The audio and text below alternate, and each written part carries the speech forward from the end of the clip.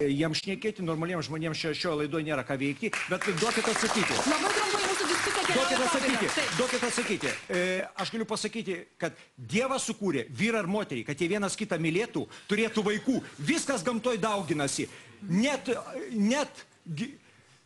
augalai, gyvūnai, viskas pagrįsta dauginimuose. Jie propaguoja savo lytinius organus kišti išeinamą angą. Aš nenoriu, kad vaikai matytų šito. Nenoriu. Gerbiama Vaiva, ar tiesa, kad jūs uždraudėte savo sūnui šeštadienį išeiti į miestą būtent dėl eitynių, dėl saugumo? Saugumo sumetimais? Ne tik tai, bet ir žentų ir visiems sakiau, nedaug uždraudėte. Kodėl?